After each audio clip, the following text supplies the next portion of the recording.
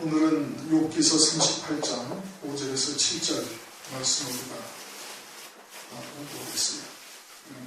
3절, 3절밖에 안 되는데 더 나아가기가 좀 그렇고 그래서 3절만 하려고 합니다.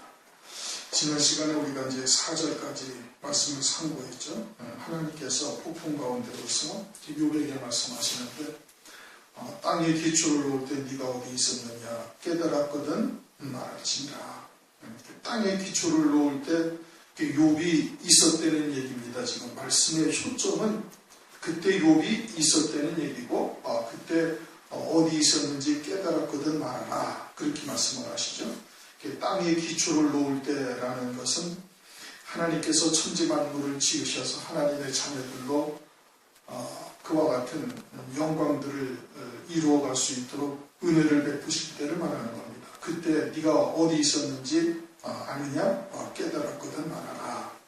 그렇게 말씀을 하고 있죠. 그래서 이제 그 앞에 이미 하나님께서 그와 같이 하신 역사, 일하시는 역사를 통해서 충분히 알 수가 있다. 이제 그것을 37장 18절 말씀을 통해서 그 말씀을 하셨습니다. 이야기를 했죠. 부은 거울 같은 견고한 공청을 펼 수 있느냐.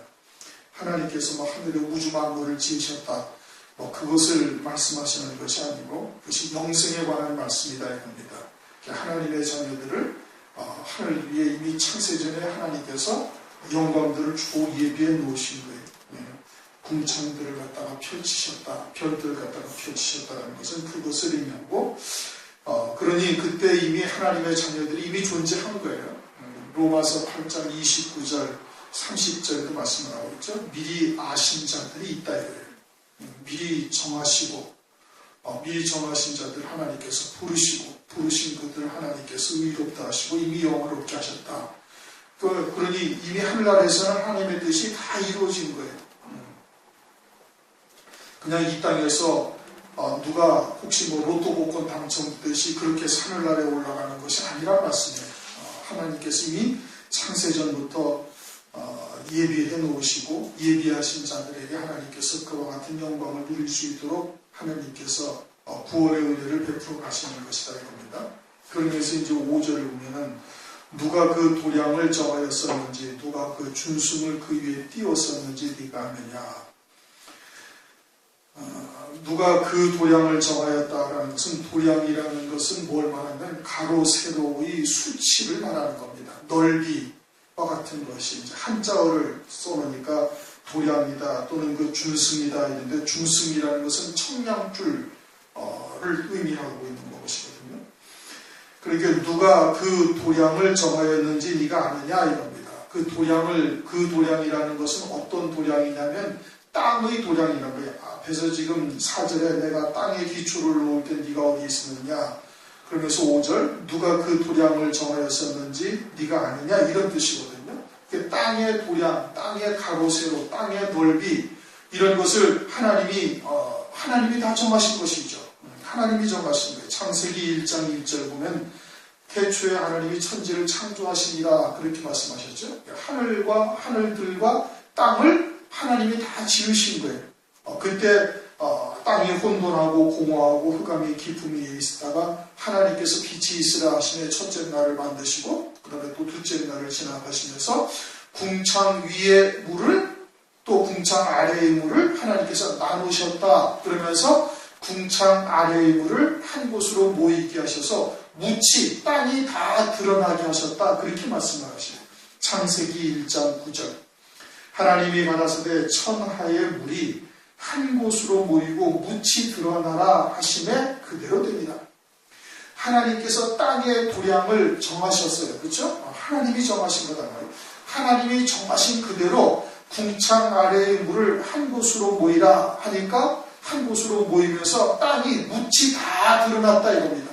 그래서 하나님이 정하신 그대로 다 드러났음을 말씀하고 있는 거예요. 누가 도량을 정했어요? 하나님이 정하신 거예요. 하나님의 땅의 넓이와 그 치수를 다 지신 대로 예정하신 대로 그대로 다 드러나게 하시고 물은 다 한 곳으로 모이게 하셔가지고 이제 바다를 이루게 하신 것이죠. 그리고는 그 바닷물이 창세기 1장 2절처럼 또다시 혼돈과 공허와 흑암의 깊음 위에 있게 되지 못하는 거예요. 이제는 바닷물의 한계를 하나님께서 딱 정하셔가지고 바닷물이 넘어오지 못하게 하셨어요. 바닷물이 넘어오지 못하게 하셨는데 에레미야서 5장 22절을 보면 내가 모래를 두어 바다에 계한을 삼되 그것으로 영원한 계한을 삼고 지나치지 못하게 하였으므로 파도가 흉용하나 그것을 이기지 못하여 뛰노나 그것을 넘어서지 못하느니라. 파도나 바다가 그것을 뛰어넘지 못하도록 하나님께서 하셨다 이겁니다. 그러니까 모래를 두셔가지고 계한을 하나님께서 딱 만들어내서 바다가 그냥 지구지 땅을 휘어감아서 다 그냥 뒤죽박죽 만들어버릴 수가 있어요 없어요? 그렇게 하지 못하게 하나님께서 하신 거예요. 하나님께서 땅의 도량을 정하셨단 말씀이에요. 땅의 도량을 정하시고 하나님께서 궁창 위에 궁창 물과 궁창 아래의 물을 나누시면서 궁창 아래의 물을 다 한 곳에 모이게 하셔가지고 모래로 계한을 두었다. 모래로 거기에 딱 경계선을 두어가지고 바닷물이 다시 이전처럼 막 흑암과 혼돈과 공허 속에 있을 수 없도록 하나님께서 딱 정하셨다 이겁니다. 하나님께서 정하신 거예요. 그래서 땅의 도량 그 치수를 하나님께서 예정하신 대로 그대로 다 드러나게 하셨다고 말씀을 하고 있어요. 그러니 아무리 파도가 일고 아무리 풍랑이 거세다 할지라도 그것이 그 한계를 넘어서지를 못하는 거예요. 다시 혼돈과 공허가 있게 하지 못하였다 이런 뜻입니다. 그런데 바다는 무엇을 상징하고 있어요? 죄악을 상징하고 있는 거예요. 소돔과 고모라 땅이 하나님으로부터 심판을 받고 그것이 멸망당한 후에 거기가 무엇이 됐다고 창세기 14장에 말씀하고 있어요? 염해다 이겁니다. 짠물이다 이겁니다. 죄악이 관영하니까 하나님께서 그것을 갖다가 진노로 하나님께서 심판하여 보내시고 거기를 짠물에 있는 바다가 되게 염해가 되게 하셨다. 그러니까 바다는 뭘 상징하는가? 바다는 죄악의 바다요. 그 파도와 풍랑이라는 인다라는 것은 악한 권세를 말하는 거예요. 그렇게 죄악의 바다가 또는 그 악한 권세가 다시는 그 계한을 넘어가지고 하나님이 도량을 정하여 놓은 그 땅을 침범하거나 함몰시키거나 그래가지고 다시 창세기 1장 2절처럼 흑암과 혼돈과 공허가 있게 하실 수가 있어요 없어요? 그렇게 하지 못한다 이 뜻인 겁니다. 이것이 단순히 지금 하나님께서 땅의 도량을 정하였다. 하나님께서 천지 만물을 지으실 때 땅을 어떻게 세울 것인지 그것을 하나님께서 정하셨다. 이것을 지금 말씀하시는 것이 아니라 땅은 하나님의 자녀들로서 열매 맺는 땅이고 바다는 물을 한 곳에 모이게 하셔서 하나님께서 그 계한을 정하고 한계를 정해가지고 그것이 다시는 땅을 침범하지 못하고 다시는 땅을 혼돈과 공허 속으로 끌고 가지 못하게 하신단 말이에요. 그것은 하나님의 자녀들, 열매 맺는 하나님의 자녀들로 하여금 온전히 그와 같이 열매를 맺어서 하나님 나라의 영광을 누릴 수 있도록 하나님께서 정해 놓으셨다는 것이에요. 마귀가 하나님의 자녀들에게 역사하지만 하나님이 허용하신 범위 안에서만 그들을 갖다가 노력할 수가 있고 그들을 갖다가 실족시킬 수가 있는 거예요. 요한복음 17장을 보면은 내가 저희와 함께 있을 때에 내게 주신 아버지의 이름으로 저희를 보존하와 지켰나이다. 그 중에 하나도 멸망치 않고 오직 멸망의 자식뿐이오니 이는 성경을 응하게 함이니이다. 그렇게 말씀하고 있어요. 멸망의 자식들만 멸망한다는 거예요. 즉 악한 어둠의 권세에 이 역사를 갖다가 그것을 갖다가 받아들이고 거기에 실족하고 멸망당하는 자들은 성경에 이미 하나님께서 다 예정하신 대로 그대로 그들만 멸망할 것이지 하나님께서 하나님의 택한 자녀들 갖다가 바다가 막 휘몰아쳐가지고 올라와가지고 그 한계를 넘고 올라와가지고 바다가 올라와서 땅을 함몰시키거나 하지를 못한다 이런 것입니다. 다시 말하면 하나님의 택하신 자녀들에게 하나님께서 예비하신 영광이 있는 자녀들은 바다가 그들을 함몰시키지 못하는 거예요. 그리고선 멸망의 자식들만 멸망한다. 그렇게 말씀을 하고 있죠. 욥기서 1장 12절에도 보면은 여호와께서 사단에게 이르시되 내가 그의 소유물을 다 네 손에 붙이노라 오직 그의 몸에는 네 손을 대지 말지니라. 하나님이 정하신 범위 안에서만 마귀는 역사하는 거예요. 그 이상을 넘어가지를 못해요. 하나님께서 욥에게 14만 4천의 영광, 첫째 벌의 영광, 금요일 유관의 영광을 이미 예비해 놓으셨으면 그것을 마귀가 건드려서 빼앗거나 또는 사망에 이르게 하거나 멸망에 이르게 하거나 하질 못한다 이겁니다. 열매 맺는 땅을 하나님께서 딱 준 이 도량을 정해서 만들어 놓으셨으면은 그러면은 거기 바다가 거기를 함몰시키지 못하는 거예요. 계한을 정하셨다 하는 것은 그와 같은 의미인 겁니다. 그러니까 하나님의 자녀들이 마귀의 권세에 의해서 실족하고 넘어지는 것이 아니에요. 하나님의 주권에 의해서 하나님이 허용하신 범위 안에까지만 마귀들이 역사를 하는 것이지 마귀의 주권에 의해서 넘어가는 것이 아니다 이겁니다.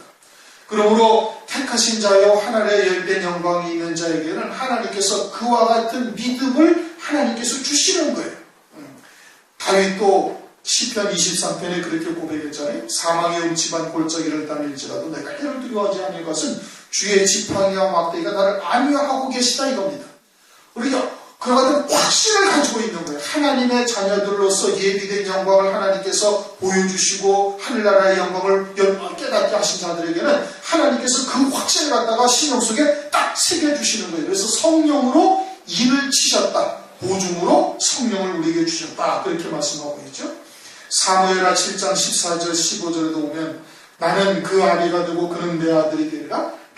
저가 만일 죄를 범하면 내가 사람 막기에 비하 인생 채찍으로 징계하려니와 내가 네 앞에서 패한 사울에게서 내 은총을 빼앗은 것 같이 그에게서는 빼앗지 아니하리라.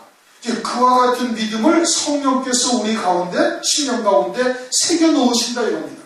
그래가지고 하나님의 사랑에서 절대 끊어지지 아니할 것을 확신하게 하시는 거예요. 누구에게?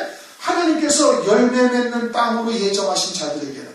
그래서 바다가 그들을 갖다가 실족해 하거나 악한 권세가 그들을 넘겨뜨리지 못하게 한다 이겁니다. 물론 그렇다고 악한 권세가 그들에게 전혀 역사하지 않는다는 뜻은 아니고요. 역사하지만은 그러나 그와 같은 악의 권세가 역사하는 역사를 믿음을 가진 자들에게는 그것이 오히려 더 생명이 되게 하는 은혜를 하나님께서 우리에게 이끌어 가시는 것이고 또 히브리서 12장에도 보면은 하나님의 아들들에게는 반드시 하나님께서 징계와 채찍으로 그들 갖다가 연달하신다 이겁니다. 그와 같은 은혜를 하나님께서 베푸시는 것임을 말씀하고 있는 것이죠. 그래 누가 그 도량을 정하였었는지라는 말씀은 하나님의 열매 맺는 땅을 바다가 악한 권세가 그것을 갖다가 이제 혼돈과 공허 속으로 해서 사망이나 멸망에 이르게 하지 못한다. 하나님께서 그 계한을 정하셨다. 그 다음에 누가 그 준승을 그 위에 띄웠었는지 내가 아느냐. 준승이라는 것은 조금 전에도 말씀드렸던 것처럼 청량줄을 말하는 거예요. 이제 집을 지을 때 가시면 여러분이 혹시 보시면은 집을 지을 때 바닥에다가 이 먹줄을 다 튀깁니다. 그렇죠? 먹줄을 다 튀겨서 여기는 방을 만들고 뭐 부엌을 만들고 거실을 만들고 현관을 이쪽으로 하고 뭐 그렇게 집을 하나하나 설계한 대로 그대로 먹줄을 띄워서 그와 같이 계획한 대로 지어가는 거예요. 그와 같이 먹줄을 띄우는 것 같은 것을 준승을 띄웠다 이렇게 얘기를 하는 겁니다. 그러면 하나님께서 그와 같은 준승을 이미 다 띄우셨다는 얘기예요. 그렇죠? 누가 그 준승을 그 위에 띄웠었는지. 다시 말하면 하나님께서 땅의 넓이를 다 이미 예정해 놓으시고 거기에 무엇을 어떻게 지을 것인지를 준승을 먹줄을 다 세밀하게 다 이미 예정하시고 섭리를 다 하셨다는 얘기죠. 그래서 그 위에 그걸 다 띄웠다는 거예요. 그렇게 각자의 영광을 하나님께서 이미 창세 전에 다 예비해 놓으셨다고 지금 말씀하고 있는 겁니다.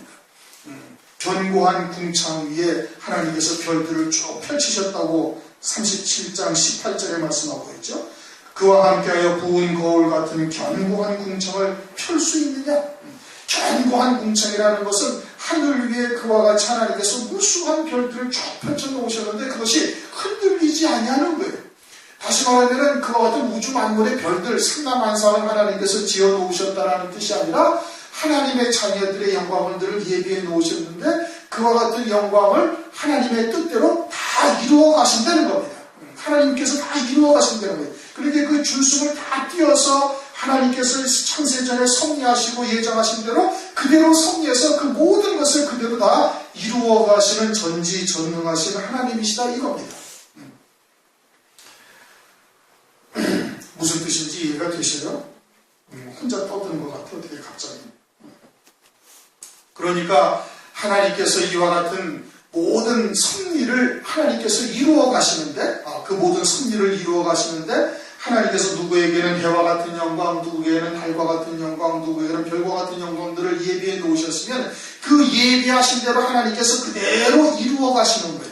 그것을 미리 창세전에 계획을 하시고 예정하시고 그리고 그대로 이루어 가시는 하나님이시다 이겁니다. 요백에도 하나님께서 예정하신 대로 이루어 가시는 것이고 이것은 오늘날 우리들에게도 역시 마찬가지다 이겁니다. 그러니까 누구나 다 똑같은 성경을 봐요. 그렇죠? 똑같은 성경을 보는데 누구에게는 하나님께서 하나님의 뜻을 더 밝히 깨달을 수 있도록 깊이 또 깨달을 수 있도록 은혜를 베풀어 주시고 또 그 깨달은 것을 전하면 함께 또 그와 같은 영광이 있는 자들이 그 말씀을 듣고 깨닫는 거예요. 근데 누구는 아무리 그와 같은 하나님의 말씀을 증거해줘도 그들은 전혀 깨닫지를 못하고 오히려 미련하다고 그러한 말씀을 버리고 가버린다 이겁니다. 마태복음 13장에도 말씀하고 있잖아요. 너희는 듣기는 들어도 깨닫지 못할 것이고 보기는 보아도 알지 못한다 이거예요. 그러나 제자들에게는 그 말씀들이 다 열리게 하셨다 이렇게 말씀하고 있어요. 요한복음 6장에도 보면 오병이어의 이적을 베푸신 뒤에 주님께서 내가 하늘로서 내려온 생명의 떡이다 산떡이다 뭐 하면서 쭉 말씀을 하셔요. 그러니까 제자들도 많은 사람들이 있다가 뭐라고 말하고 있어요? 요한복음 6장 60절에 이 말씀은 심히 듣기가 어려워서 누가 과연 들을 수 있겠느냐 하면서 하나 둘씩 떠나들 때 다 떠나고 12제자만 딱 남아요. 그래 너희도 가려느냐? 그러니까 제자가 베드로가 뭐라고 해요? 영생의 말씀이 주께 있어 우리가 어디로 가리까? 그렇게 말해요. 그러니까 듣는 바가 각각이 다 다르고요. 똑같은 성경의 말씀을 우리가 다 보고 있지만 이 말씀을 듣고 깨닫고 하는 그 깊이와 넓이가 각각이 다르고요. 왜 달라요? 하나님께서 예비하신 영광을 따라서 깨닫게 하시고 또 듣게 하시고 믿음으로 받게 하시는 거예요. 그러니 그 청량줄을 다 나눠 놓으시고 그 나눠 놓으신 대로 예정하신 대로 그렇게 하나님께서 세워가시는 역사를 하나님께서 하신다 이겁니다.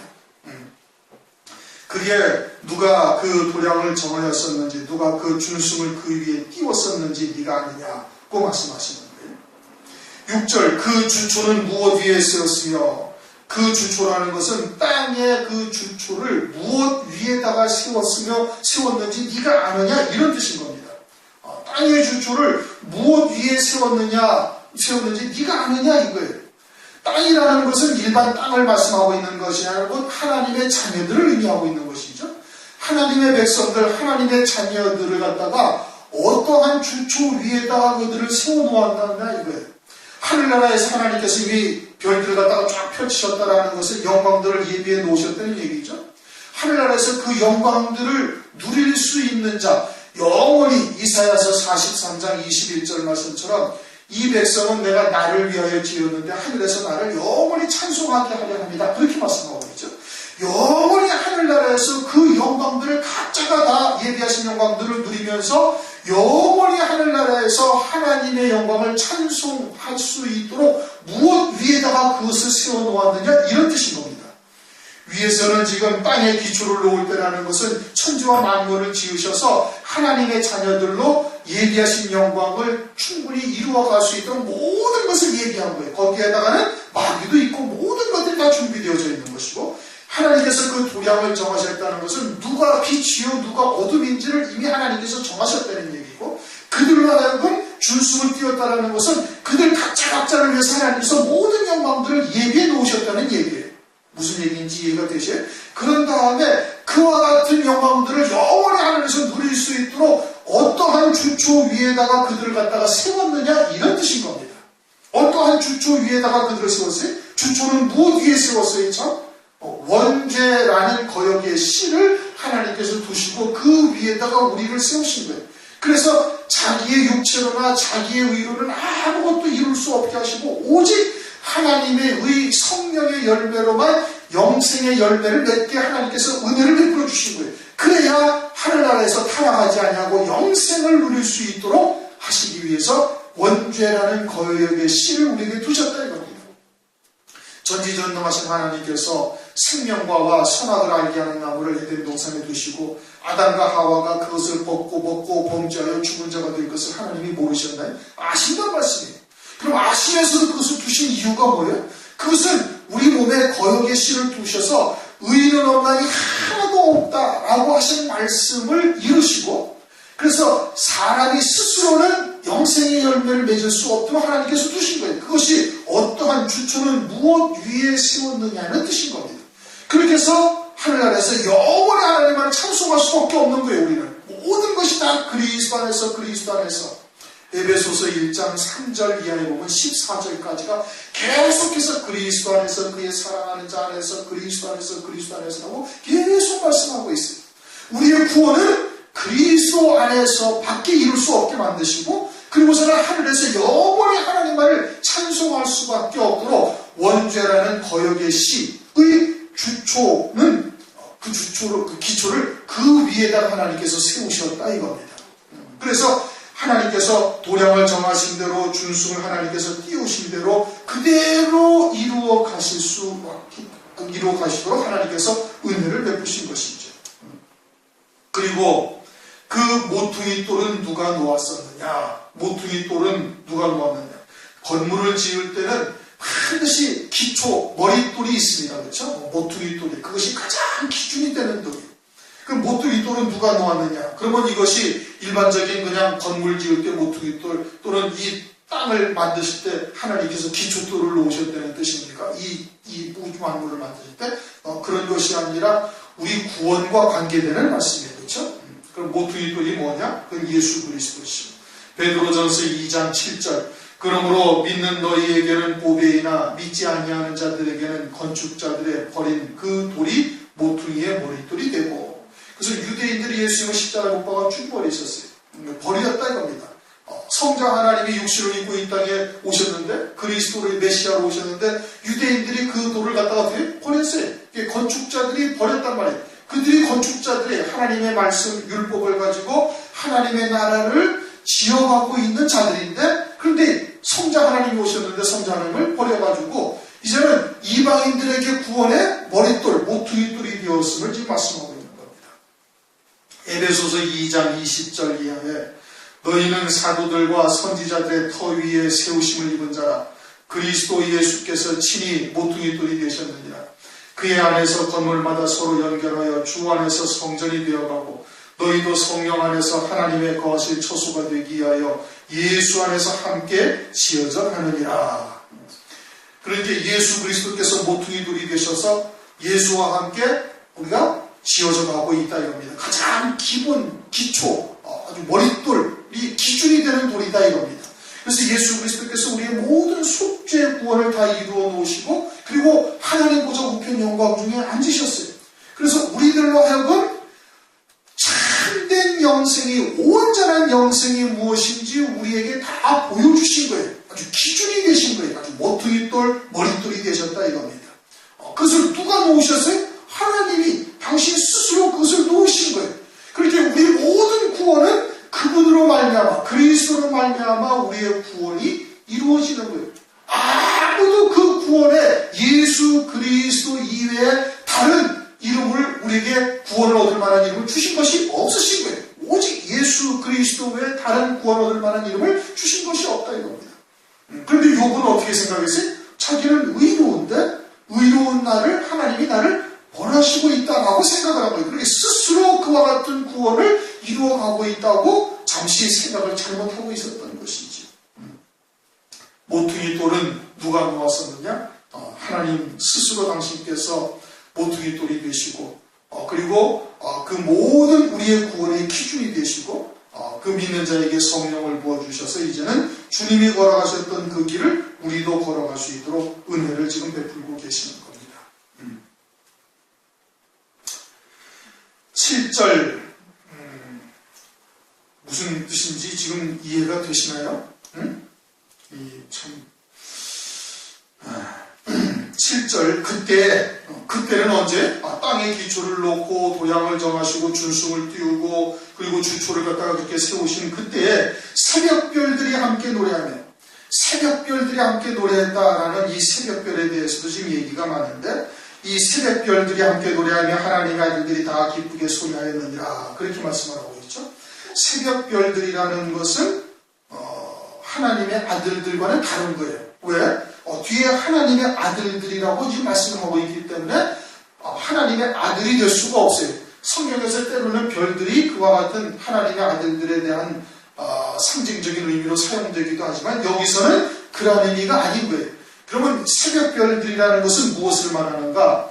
이것은 이사야서 14장 12절을 보면 너 아침의 아들 계명성이여 어찌 그리 하늘에서 떨어졌으며 너 열국을 엎은 자여 어찌 그리 땅에 찍혔는고 라고 말씀하시면서 계명성이라는 별의 이름을 가지고 타락한 사탄, 타락한 마귀를 지칭하고 있어요. 그러니까 이 별이라는 것은 누구를 의미하기도 해? 천사들을 의미하고 있는 거예요. 천사들이 그와 같은 별들이라는 뜻을 내포하고 있고 거기에 새벽별이라는 것은 또 가장 빛나는 별이니까 가장 밝게 빛나는 그와 같은 천사들이 어떻게 하고 있었다? 다 함께 노래했다는 얘기예요. 왜 노래해요? 하나님께서 창세전에 아주 기쁘신 뜻을 정해놓으시고 그 기쁘신 뜻을 이루기 위해서 땅에 기초를 놓으시고 도량을 정하시고 준수를 띄우시며 그리고 모퉁이 돌을 이미 다 예정하시고 그리고 그와 같은 아버지의 뜻을 이루어가는 데 있어서 자기들이 쓰임받게 되어진 것을 알고서는 기뻐하면서 함께 노래했다는 뜻인 겁니다. 그들이 함께 노래했다는 거예요. 그리고 하나님의 아들들이 다 기쁘게 소리하였느니라 하시는 이 하나님의 아들들은 하나님의 아들들의 영들을 말하는 거예요. 하나님의 아들의 영들이 그때 존재해 있었고 하나님의 아들의 영들도 하나님께서 견고한 궁창을 펼칠 때 자기들을 위해서 하나님께서 이와 같은 영광들을 예비해 놓으시고 그리고 그것을 온전히 누릴 수 있는 자로 하나님께서 이 땅에 보내어 열매 맺게 하시기 위해서 천지와 만물을 지으시고 이와 같이 땅에 기초를 놓고 도량을 정하고 준수를 띄우며 그 주초를 원죄 위에 하나님께서 세우시면서 모퉁이 돌을 하나님께서 이게 놓으시는 이와 같은 모든 것을 깨닫고서 그곳은 어떻게 하나님 아들들이 하나님 앞에 함께 거기서 기쁘게 소리하였다 찬송하였다 이런 뜻인 겁니다. 그러니 욥이 그때 존재했다는 얘기 존재하지 않았다는 얘기 존재했다는 얘기죠. 그럼 욥에게만 지금 이 말씀을 하시는 거예요? 아니면 성경에 기록을 하셔서 욥과 같은 하나님의 아들들에게 우리도 그때 다 영으로서 존재하고 있었다는 것을 지금 알려주시는 거예요. 그렇게 알려주시는 것이죠. 욥에게만 해당되어지는 말씀이 아니라 욥과 같은 하나님의 아들의 영을 가진 자들에게 우리들도 그때 다 하늘에서 아들의 영으로 존재하면서 하나님께서 땅의 기초를 놓으시는 것을 통해서 우리들로 예비하신 영광을 영원히 누릴 수 있는 자들로 세워가시려고 길러가시려고 이 땅에 하나님의 정하신 때에 보내셔가지고 길러가시기 위함임을 깨닫고 다 기쁘게 소리하였다라고 지금 말씀을 하고 있는 겁니다. 그러한 내용은 사실 오늘날 우리나라의 신학과는 좀 맞지 않는 내용이죠. 맞지 않는 내용인데 신학과는 맞지 않는 내용이지만 성경에 기록된 하나님의 말씀이 기준이 되어야 되는 거예요. 그리고 하나님의 말씀이 말씀하시는 것을 우리가 그대로 받아들이면 되는 거예요. 그 이상을 넘어가서는 안 되는 것이죠. 고린도전서 4장에 말씀하시는 것처럼 말씀 밖으로 넘어가서는 안 돼요.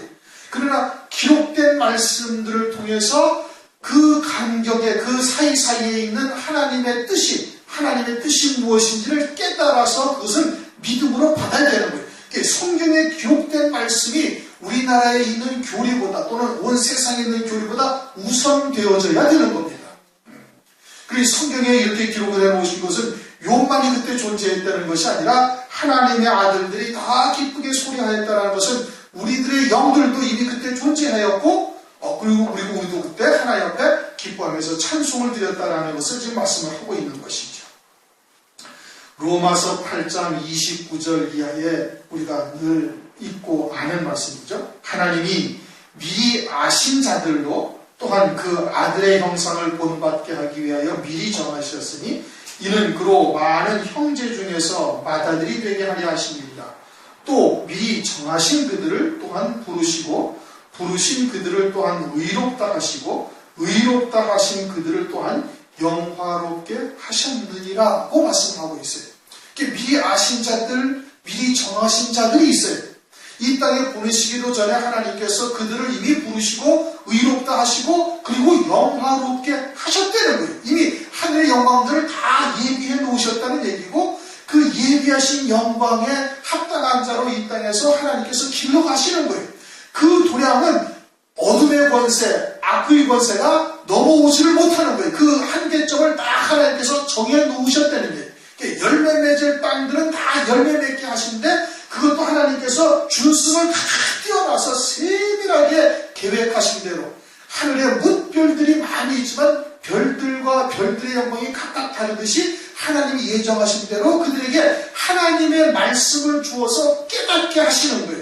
똑같은 성경 말씀이지만 하나님께서 그들에게는 깨닫게 하셔서 누구에게는 첫째 구원이 무엇인지를 알게 하시고 더하여서는 금혈육안 쓰는 24장로의 영광에까지가 무엇인지 깨닫게 하시는 거예요. 밝혀주시는 거예요. 그래서 7등불이 다 켜지게 하셔요. 똑같은 성경의 말씀을 보지만 그들에게는 그 말씀이 깨달아져서 믿어지고 새겨져가지고 그 말씀에 붙들려 가게 하신단 말씀이에요. 누가? 하나님께서 성령으로 보증하시는 것이고 성령으로 인을 딱 치신 거예요.